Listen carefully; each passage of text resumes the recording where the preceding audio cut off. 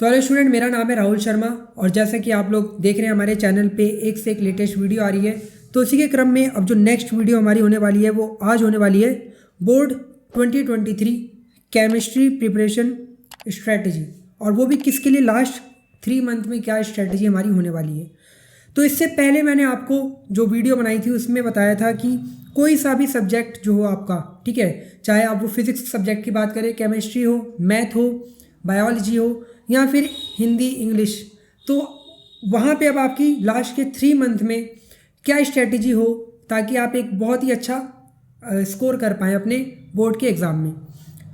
इसके बाद फिर मैंने प्रॉपर फिज़िक्स का जो आपका एक होता है, मतलब क्या कहते हैं, सब्जेक्ट, वहाँ पे मैंने आपको बताया कि फ़िज़िक्स में आपको किस तरीके से अपनी तैयारी को भी स्टार्ट करना चाहिए, कौन से चैप्टर कितने मार्क्स के आएंगे और कितनी यूनिट में से कितने नंबरों का आएगा, आपका सारा ये डिस्कशन करा। न्यूमेरिकल कैसे करने हैं, फॉर्मूले कैसे बनाने हैं, सब एक तरीके से गाइड करने की कोशिश करी। अगर आपने वो वीडियो नहीं देखी, चैनल के डिस्क्रिप्शन में जाना या भी इस वीडियो के डिस्क्रिप्शन में जाओ, आपको उसका लिंक प्रोवाइड हो जाएगा, उस वीडियो को जरूर देखो। इसके बाद हम आज केमिस्ट्री के बारे में बात कर रहे हैं। तो जैसा कि आप देख पा रहे होंगे अपनी स्क्रीन पर कि यहाँ पे मैंने चैप्टर्स लिखे हैं और उनके आगे वो कितने मार्क्स के आने वाले हैं वो भी मैंने आपको यहाँ पे बताया है। तो सबसे पहले, जैसा कि आपको पता होगा कि मैंने अपनी स्ट्रेटजी में बोला था कि हमें अपने सिलेबस का ज्ञान होना चाहिए। अगर मुझे ये नहीं पता कि मुझे कौन से रास्ते पर जाना है या कौन सी रोड पर जाना है, कहाँ जाना है, तो फिर मैं अपनी मंजिल तक कैसे पहुँच पाऊँगा, ठीक है। तो सेम इसी तरीके से सबसे पहले हमें अपना ये सिलेबस क्या है ये पता होना चाहिए। जब तक सिलेबस ही नहीं पता होगा कि कौन से मार्क्स में, मतलब कौन सा चैप्टर कितने मार्क्स का आ रहा है, तो फिर आगे नहीं पढ़ पाएंगे हम। तो अब वही बात करते हैं हम लोग। तो सबसे पहला chapter number first solid state है, जो कि 4 मार्क्स का आएगा। फिर सॉल्यूशन 5 मार्क्स का आएगा। इलेक्ट्रोकेमिस्ट्री 5 मार्क्स का हो गया। ये मैं यूके बोर्ड वालों के लिए बता रहा हूँ, चाहे आप हिंदी मीडियम हो, इंग्लिश मीडियम हो, यूके बोर्ड से, तो ये वहाँ पे क्रम रहता है। बाकी आपके ये सारे चैप्टर हैं, कोई सा भी आप बोर्ड हो, सीबीएसई, अदर स्टेट, आपको 12th क्लास में सारे चैप्टर देखने को मिल जाएंगे। फिर केमिकल काइनेटिक्स जो है वो 5 मार्क्स का है, ठीक है। सरफेस केमिस्ट्री भी 4 मार्क्स का है, आपको लोगों का केवल मात्र 4 नंबर का आएगा। फिर general principle and process of isolation of elements केवल और केवल 3 नंबर का आएगा, ठीक है, जो आपका चैप्टर नंबर 6 है। फिर पी ब्लॉक, ठीक है, ये चैप्टर 8 नंबर का आएगा। मैक्सिमम नंबर का इसी चैप्टर में से आता है पूरी केमिस्ट्री के अंदर से, पी ब्लॉक। और बच्चों में इस चैप्टर के प्रति थोड़ा खौफ भी रहता है, क्यों? क्योंकि एक तो लॉन्ग चैप्टर है और आपको रिएक्शन बहुत देखने को मिलती है इस चैप्टर के अंदर। तो अगर आपको इस चैप्टर में कोई भी प्रॉब्लम हो तो आप मेरे इंपॉर्टेंट क्वेश्चन एक बार जरूर पढ़ के जाना, ठीक है। इस बार जो मैंने हाफ ईयरली के लिए बताए थे, लगभग मोस्टली उसमें से बने हैं क्वेश्चन, हाफ ईयरली के जो आए थे पेपर, ठीक है। और बोर्ड के लिए भी वो इंपॉर्टेंट होने वाली हैं, तो आप वो वीडियो जरूर देख लेना सारी की सारी, ताकि आपको इंपॉर्टेंट क्वेश्चन भी पता चलते रहे। फिर D and F block element से ये भी 5 मार्क्स का आएगा। नेक्स्ट है कोऑर्डिनेशन कंपाउंड, केवल 3 नंबर का है, नवा चैप्टर। 10वें चैप्टर से ऑर्गेनिक केमिस्ट्री हमारी स्टार्ट हो जाती है, यहाँ से जो है हेलो एल्केन्स एंड हेलो एरिन्स, तो ये आप लोगों का 4 मार्क्स का आने वाला है। और यहाँ से जो है बच्चों की थोड़ी कहानी भी स्टार्ट हो जाती है। अच्छी कहानी का मतलब यहाँ से आपको केमिस्ट्री थोड़ा, कहते हैं ना, दिन में जैसे तारे बच्चों को देखना स्टार्ट हो जाते हैं, वो उन्हें लगता है, लेकिन ऐसा कुछ नहीं है। अगर आप प्रॉपर तरीके से एक ऑर्गेनिक केमिस्ट्री को पढ़ेंगे, उसको सही टाइम देंगे, उसको रिवीजन में रखेंगे, तो ऑर्गेनिक केमिस्ट्री से बढ़िया मुझे नहीं लगता कोई और केमिस्ट्री है, ठीक है। फिर एल्कोहल्स, फिनॉल्स एंड ईथर्स, ये 4 मार्क्स का आने वाला है। Chapter number 12 aldehydes, ketones and carboxylic acid, 6 marks का आएगा। Next organic compound containing nitrogen, जिसमें एमीन्स वगैरह के बारे में आप लोग पढ़ोगे, तो ये आपका 4 मार्क्स का आने वाला है। उसके बाद बायोमोलिक्यूल्स, ये भी 4 मार्क्स का है। पॉलीमर्स 3 मार्क्स का, और केमिस्ट्री इन एवरीडे लाइफ, ये 3 मार्क्स का। तो ये आप लोगों का पूरा पैटर्न था, जो कितने मार्क्स का कितने चैप्टरों में से आता है वो मैंने आपको बताया, जो कि आप लोगों के लिए बहुत से स्टूडेंट मुझे कमेंट कर करके भी बोल रहे थे कि सर 2023 के लिए बताओ, क्योंकि 2021 और 22 में सिलेबस 30% कट हो चुका था, तो वो तो अलग चीज़ है। अब नया ये पैटर्न मैंने आपको बताया, इसमें से 1-2 मार्क्स ऊपर नीचे भी हो सकते हैं, लेकिन ये जो भी मैंने आपको बताया ये सब बोर्ड में आने वाला है और ये बोर्ड का ही पार्ट है। फिर फिर अब आता है कि कैसे स्टडी स्टार्ट करें अपनी, हाउ टू स्टडी। तो देखो आप लोग देख पा रहे हो कि यहाँ पे जो केमिस्ट्री होती है वो 3 भागों में बटी हुई है, ठीक है। Chemistry is divided in 3 parts which is physical chemistry, inorganic chemistry and organic chemistry. तो यहाँ पे केमिस्ट्री के 3 भाग हैं। एक तो है हमारी नॉर्मल फिजिकल केमिस्ट्री, फिर इनऑर्गेनिक और ऑर्गेनिक। अब फिजिकल केमिस्ट्री में आप लोग यहाँ चैप्टर कौन कौन से हैं, चैप्टर 1, 2, 3, 4, यानी कि स्टार्टिंग के 4 चैप्टर फिजिकल केमिस्ट्री है। अब फिजिकल केमिस्ट्री का क्या मीनिंग है यहाँ पे, फिजिकल केमिस्ट्री का मतलब है जो केमिस्ट्री थोड़ी बहुत फिजिक्स के रूप में आ रही है। आप एक नॉर्मल शब्दों में अगर मैं कहूँ तो आपको जिसमें न्यूमेरिकल दिखते हैं, जिसमें हम लोग रिएक्शन की रेट के बारे में बात कर रहे हैं, हम सॉल्यूशन के कितनी देर में बन रहा है, कितनी उसका टेम्परेचर कहाँ जा रहा है, तो ये सब जितने भी हैं आपका फिजिकल केमिस्ट्री में आता है, जो 1 से लेकर 4 चैप्टर हैं। फिर इनऑर्गेनिक केमिस्ट्री एलिमेंट्स के बारे में पता करना, उनकी प्रॉपर्टीज़ के बारे में पता करना, रिएक्शन हो गई उनकी जो एलिमेंट्स होते हैं वो सब इनऑर्गेनिक के अंदर आता है। फिर ऑर्गेनिक केमिस्ट्री में आता है हम लोगों का कार्बन, ऑक्सीजन एंड नाइट्रोजन के जो कंपाउंड्स होते हैं वो ऑर्गेनिक केमिस्ट्री में आता है, जो आपके चैप्टर 10 से लेके 14 हैं, ठीक है। और इनऑर्गेनिक में 15वां चैप्टर भी हमारा आता है, ठीक है। 15 और 16वां चैप्टर भी हमारा इनऑर्गेनिक में ही आ जाता है। तो यहाँ मैंने लिखा नहीं, लेकिन मैं लिख देता हूँ, चैप्टर नंबर आपका 16 भी यहाँ पे ऐड है, ठीक है, याद रखना। तो अब आपको ये सारे 3 भाग पता चल गए अपने अपने कि भैया किस तरीके से केमिस्ट्री जो हमारी बनी पड़ी है 12th की, और 11th की भी लगभग ऐसे ही है, लेकिन 12th की केमिस्ट्री पे हम फोकस कर रहे हैं पूरा। तो अब ये चैप्टर है, अब कैसे स्टार्ट करें भाई स्टडी, ये तो हमें पता चल गया कितने चैप्टर में से कितने मार्क्स का आ रहा है, कैसे कैसे वो चैप्टर बटे हुए हैं, क्या ऑर्गेनिक है, क्या इनऑर्गेनिक है, क्या फिजिकल केमिस्ट्री है।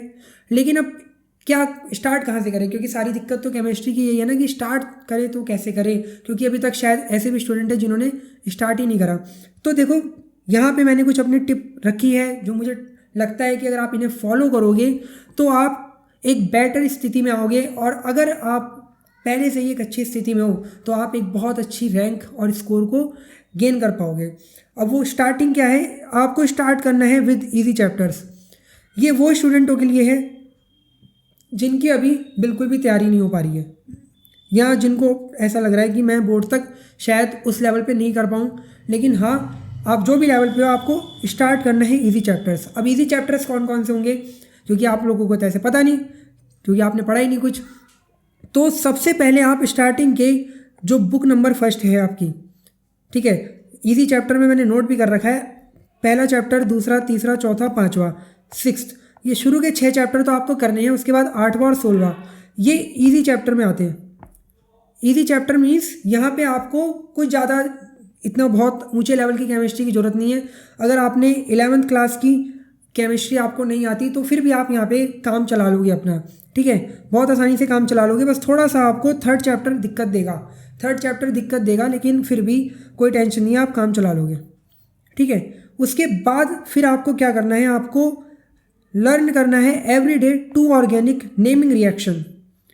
रोज कायदे से इन चैप्टर को पढ़ना स्टार्ट कर दो जो पहले वाले हैं। इसके साथ साथ ऑर्गेनिक की जो नेमिंग रिएक्शन होती हैं, जो आप लोगों ने अपने यहाँ पढ़नी स्टार्ट कर दी होगी, जिनके यहाँ ऑर्गेनिक स्टार्ट हो चुकी होगी, तो ऑर्गेनिक की नेमिंग रिएक्शन रोज अपनी एक अदर कॉपी बना लो, ठीक है, दूसरी कॉपी बनाओ अपनी, उस बुक में या उस कॉपी में क्या करो, ठीक है, रोज की 2 ऑर्गेनिक केमिस्ट्री की रिएक्शन याद कर लो और उसे नोट करो, ठीक है, रोज।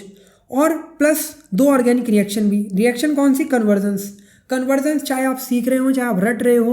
कहने का मतलब ये है, जैसे हम लोग कन्वर्जन्स को कन्वर्ट करना भी देखते हैं ना, कि अगर Cl से मुझे OH लाना है तो क्या करना पड़ता है हम लोगों को, ठीक है, NaOH से रिएक्शन करानी पड़ती है।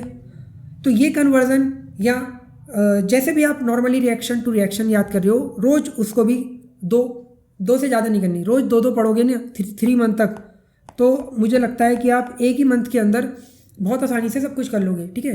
3 मंथ तक तो जाने की नौबत भी नहीं आएगी अगर रोज़ की 2 कायदे से नियम के अनुसार पढ़ोगे। फिर आपको क्या करना है, all previous year conversion and reaction करनी है। ये कन्वर्जन एंड रिएक्शन हमारी, ये चाहे आप ऑर्गेनिक केमिस्ट्री की उठा लो और या आप इनऑर्गेनिक केमिस्ट्री की उठा लो, ठीक है। यहाँ तो ऑर्गेनिक केमिस्ट्री की रिएक्शन है, यहाँ वो इनऑर्गेनिक की रिएक्शन है। रोज़ आपको प्रीवियस ईयर की रिएक्शन भी पढ़नी है, ठीक है। अगर रोज़ नहीं पढ़ पा रहे तो लास्ट के 2 मंथ या 1.5 मंथ में आप उनको रट्टा लगाना उनका स्टार्ट कर दो, क्योंकि रिएक्शन का लिख लिख के ही रट्टा लग सकता है, इसके अलावा और कोई ट्रिक नहीं है। कुछ की होती है तो वो प्रोवाइड हो जाती है, बाकी जिनकी नहीं है तो उसका एक ही कारण है, बस लिखो और याद करो, ठीक है। फिर लास्ट के 5 ईयर्स के आपको PYQs भी जरूर करने हैं अपने, ये मस्ट है, ये तो हर सब्जेक्ट के लिए चाहिए भाई। लास्ट के PYQs लास्ट के 5 ईयर्स के कर लो, टाइम है तो और पीछे आ जाओ, कम से कम 7-8 साल के कर लोगे, वहीं से ही क्वेश्चन हट जाएंगे बहुत सारे, और आप देखोगे 0% तैयारी से भी ऐसे तैयारी हो जाएगी कि 70 में से 50 मार्क्स तो कहीं नहीं गए आप लोगों के। 70 नंबर का जो आपका पेपर आता है, ठीक है, उसमें से। फिर क्या करना है आपको, इतना तो चलो हो गया, आपको रिवीजन रखना है जितने भी आपने टॉपिक पढ़े होंगे पूरे वीक में, उसका मतलब वीकली अपने टॉपिक का रिवीजन करना है। जैसे आपने मंडे टू सैटरडे पढ़ाई करी अपनी, और जो भी उसमें पढ़ा, आपने सारी रिएक्शन हो गई, आपने केमिस्ट्री को जितना भी पढ़ा होगा, संडे के दिन आपको उसको ढंग से रिवीजन करना है, क्योंकि मोस्टली बच्चों की यही प्रॉब्लम रहती है कि केमिस्ट्री याद नहीं होती, केमिस्ट्री याद नहीं होती, यहाँ पढ़ा हुआ भूल गए। ये सबसे ज़्यादा एक बड़ी प्रॉब्लम है सारे स्टूडेंट की। याद क्यों नहीं होती केमिस्ट्री? क्योंकि एक तो हम केमिस्ट्री को याद ही कर रही हैं, जो कि शायद सबसे पहली गलती है। केमिस्ट्री को एज ए सब्जेक्ट हम याद तो करते हैं, लेकिन कुछ ऐसी चीज़ें भी होती हैं जो वहाँ पे बेसिक हैं। अगर आप बेसिक स्ट्रॉन्ग रखते हो तो आप अपने उन चीज़ों को स्ट्रॉन्ग भी कर लोगे। लेकिन वही वाली बात है, हम 11वीं की केमिस्ट्री को छोड़ के आते हैं, और 11वीं की केमिस्ट्री को ऐसे छोड़ेंगे जैसे, अब समझ रहे हो आप लोग, तो वहाँ पे क्या होता है ना कि वो जो आपने 11वीं की केमिस्ट्री को नहीं पढ़ा, वो 12th में कहीं ना कहीं तो अपना रूप दिखाएगी, और वो आपको इस तरीके से रूप दिखाती है। लेकिन फिर वहाँ पे कोई इतनी टेंशन लेने की ज़रूरत नहीं है। टेंशन जब लेनी थी तब तो आप लोगों ने नहीं ली 11th क्लास में, तो अब तो कोई क्या टेंशन लोगे। तो ढंग से आपको उनको तैयार करना है, क्योंकि आपके बेसिक क्लियर नहीं है, आपको याद रखना है, तो रिवीजन करो। फिर जैसे ही 1 मंथ में जो भी आपकी तैयारी हुई उसको रिवाइज़ करो, अगेन रिवाइज़ करने का मतलब सिर्फ आपको देखना है। देखने का मतलब दोबारा से उनका रट्टा नहीं लगाना है, दोबारा से उन पर वही समय बर्बाद नहीं करना है, ऐसे तो फिर आप कुछ नहीं कर पाओगे। उनको एक बार ढंग से देख लेना है, क्योंकि क्या है ना, जब आपने कोई चीज़ पढ़ रखी है उसको आप दोबारा एक बार थोड़ा रिवीजन में ले आते हो, या एक बार उसे बस देख भी लेते हो ना, तो वो चीज़ें कम से कम 50% तक आपके दिमाग में बसनी स्टार्ट हो जाती है। और जब आपका बोर्ड का एग्ज़ाम होगा, जब फिर से आप उसको रिवीजन करोगे 1 हफ्ते पहले, तब आप देखना आपकी तैयारी एक लेवल पे अप हो गई होगी, आप उसे बस पढ़ रहे होगे। तो ये जो होती हैं टॉपर्स की मेन तैयारी करने की ट्रिक होती है, वो लोग यही करते हैं, ठीक है। हम भी यही करते थे, लास्ट में अपना रिवीजन रखते थे, अच्छा करके पढ़ लेते थे और रोज़ मेहनत करते थे। आप क्या करते हो? आप रोज़ तो मज़े करते हो। मोस्टली स्टूडेंट क्या करते हैं, रोज़ पूरा मज़े करेंगे, लास्ट के एंडिंग में फिर भैया जब उनकी हालत उन्हें पता चल जाती है कि ख़राब हो रही है, तो वही वाली बात है। आप जैसे नॉर्मल से एग्जांपल दूंगा कि आप एक दिन में 1 महीने का खाना नहीं खा सकते, तो ये यहाँ पे कोई ऐसी चांस मत करना, नहीं हो पाएगा। जो भी है रोज़ थोड़ा थोड़ा खाओ और अपने पेट को और अपने आप को संतुलित या तंदुरुस्त बनाए रखो। फिर लास्ट में क्या करना है आपको, बस हमारे चैनल को फॉलो करना है, हमारी इंपॉर्टेंट टॉपिक्स को देखना है, जो मैं वीडियोस बनाता रहता हूँ, आपको इंपॉर्टेंट टॉपिक्स के बारे में बताता रहता हूँ, प्रीवियस ईयर क्वेश्चन सॉल्व कराता हूँ, और फॉलो करो बस हमारे चैनल को। इतने चीज़ों को अगर आपने ये साथ ही साथ चीज़ों को अपने डेली लाइफ में उतार लिया ना, बस एक चीज़ की डिमांड है आप लोगों से, क्या? आपको कंसिस्टेंट रहना है बस। अगर आप कंसिस्टेंट रहोगे और इन चीज़ों को फॉलो करोगे, तो मैं दावे के साथ कह सकता हूँ कि यार आपके नंबर जो है ना, वो यहाँ से यहाँ उठने में देर नहीं लगेगी, चाहे आपकी तैयारी अभी कितनी भी बेकार क्यों ना हो। और अगर आप लोग बस ये पढ़ रहे हो, देख रहे हो और इनको फॉलो नहीं कर रहे, या 1 हफ्ते के लिए कर लिया उसके बाद फिर से भूल गए, तो फिर कोई फ़ायदा नहीं है इस वीडियो को देखने का। तो आज की हमारी वीडियो यही थी, जिसमें मैंने आपको बताया कि किस तरीके से आपको अब केमिस्ट्री अपनी लास्ट के 3 मंथ में पढ़नी स्टार्ट कर देनी चाहिए। अगर आपको इससे रिलेटेड कोई भी जानकारी और चाहिए हो, या आपको कुछ भी प्रॉब्लम आ रही हो किसी भी सब्जेक्ट में, तो आप मुझे कमेंट जरूर कर देना, मैं कोशिश पूरी करूँगा उसके ऊपर वीडियो बनाने की। नेक्स्ट जो हमारी अब वीडियो होने वाली है, वो होने वाली है हमारी मैथ के ऊपर, ठीक है। तो मैथ में हम देखेंगे, क्योंकि मैथ का भी भैया एक खौफ रहता है स्टूडेंटों में, कौन से चैप्टर इजी हैं, किन को पहले पढ़ने से आपको नंबर पा सकते हो। कैलकुलस अलग से ही बैठी पड़ी है, वहाँ पे पूरा अधिकार जमा के आपका कोई सा भी बोर्ड हो, चाहे वो CBSE हो, चाहे वो UK बोर्ड हो, चाहे वो UP बोर्ड हो, कैलकुलस जो है हमारी मैथ में वो अपर लेवल है। अपर लेवल का मतलब मैक्सिमम मार्क्स वहीं से आते हैं, लेकिन ऐसा नहीं है कि आप केवल उसी के बदौलत पास हो सकते हो। तो वो आपको मैं आगे बताऊंगा जो भी है नेक्स्ट वीडियो में। आज की अगर हमारी वीडियो अच्छी लगी हो तो प्लीज़ लाइक कर देना, चैनल को सब्सक्राइब कर दो, ताकि आपके जितने भी दोस्त हैं ना और आप लोग वो हमारी जो भी नई नई लेटेस्ट वीडियो आती रहे उनको देखें और ऐसे ही हमें सपोर्ट करो। Thank you.